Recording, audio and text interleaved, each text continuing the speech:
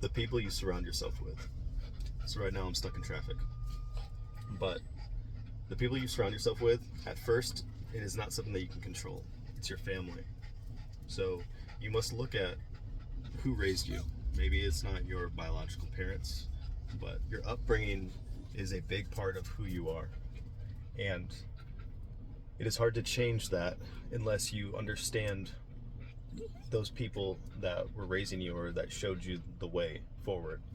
So you need to go back and basically do an analysis of who those people were and their thought patterns and what they have in life and their knowledge. And that'll help you a lot with what you need to do as a person, right? So we'll go back into that, but next it will be your schooling. So who were your friends? What kind of group did you fall into? That again, you need to go back, and that really shapes you.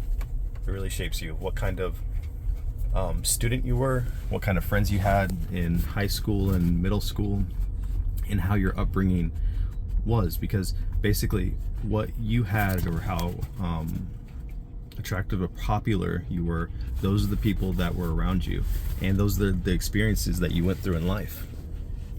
And then after that you go into your college or becoming an adult, and then you have a lot more, especially after college, you have a lot more sway and you're able to pick.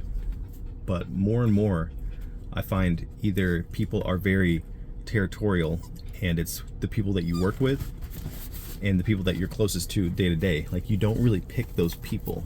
Yes, you pick from those people, but the pool is very, very small. So that changes quite a bit. And then those that understand what their path is and their goal, they usually don't have friends at all. And it's more and more of the culture pushing us into not having friends and having communities. Because if you think of the government in the United States of how it is now, it's don't worry, we will take care of you. Less community, more oversight, more government. So it's pushed us more and more to be by ourselves. And with how alienating social media is, everyone is so afraid behind their fake profiles, behind their fake smiles, behind their fake families, behind the money that they act like they have, that they are afraid to have friends that are close to them, because so many people are backstabbing and conniving that they have learned through their experience that it's not worth it, and they're out of the game. Like, I've had this problem quite a bit with just in how in my job field, being in the military, you're around people that are just indoctrinated into these beliefs, and all of it's fake, and it's basically how good you sound and how good you look on paper, and not the actual character or what you provide. Because it doesn't matter like what, let me try to phrase this correctly. It doesn't matter how you look on paper or what's written about you. It's about the day-to-day of, like, can I trust this guy? Is he a hard worker? Does he care about people? And that's thrown out the window now. Now for me and people in my job field, it's how fast you rank up. People backstabbing, they're conniving, and they lie about who they are. And for me, I've never been like that. I'm just like, it's all good. But that goes back into how I've said over and over, it's being well-rounded with not just your job and your career field, but your whole life, where I have the very nice capability to be like, nah, I'm not gonna play your game. I'm good. I don't need your little ranks or your little pieces of paper that say that you're such a good dude when you're not. And it doesn't mean that much to me. What matters to me, and should matter to everybody, is just to be a good person. So finding those people that are close to you in this era, it's crazy, because you can find people that you've never met that you mesh with 10 times better than these average people that are around you. Because if you're only going to pick from the small group of people around you, that pool is so small, and more than likely they don't have their shit together. They're not going to keep you on your path. There's going to be zero accountability, and they're not going to push you. And they're not going to be people that are better than you, because people are afraid to be around people that are better than them.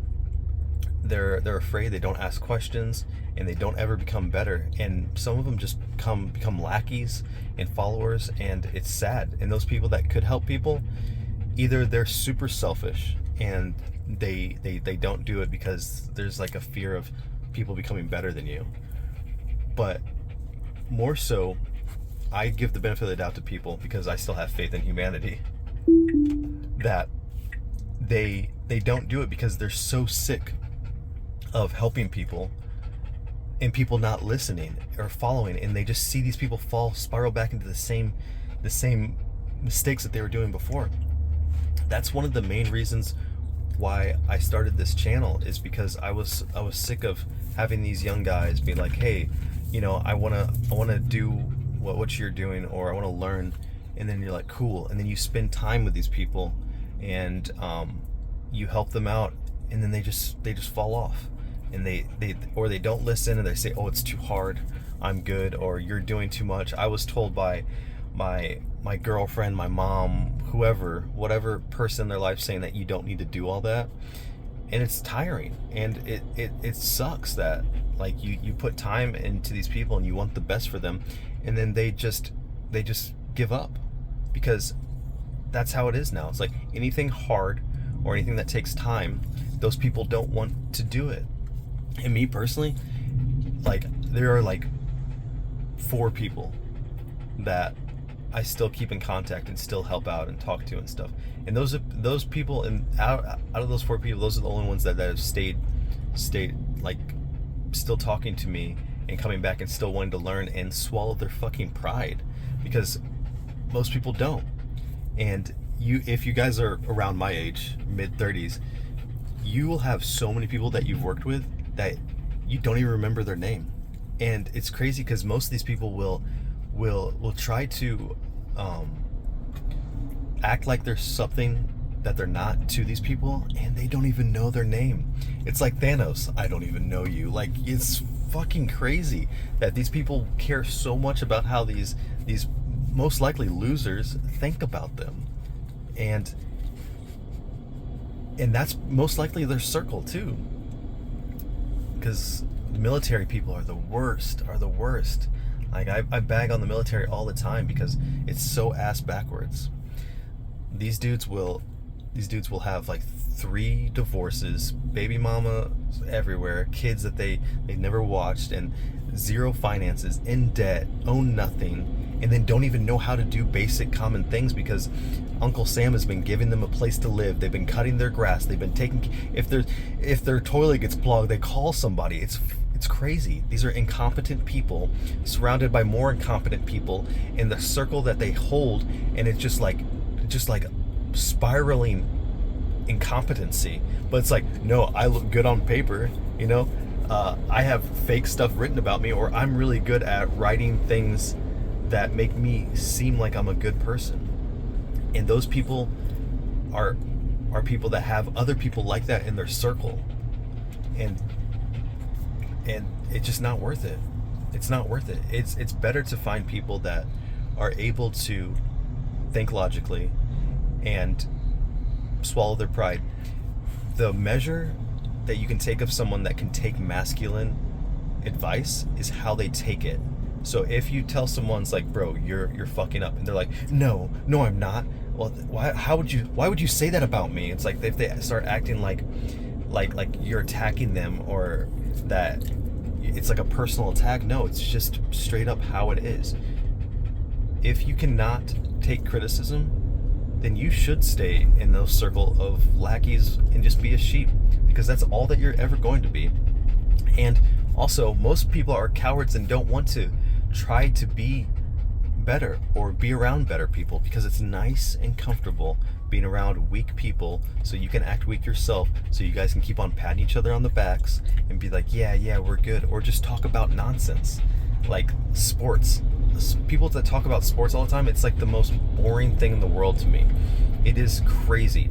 And America is like one of the only countries that do it like this, because in other countries people play sports until their 60s.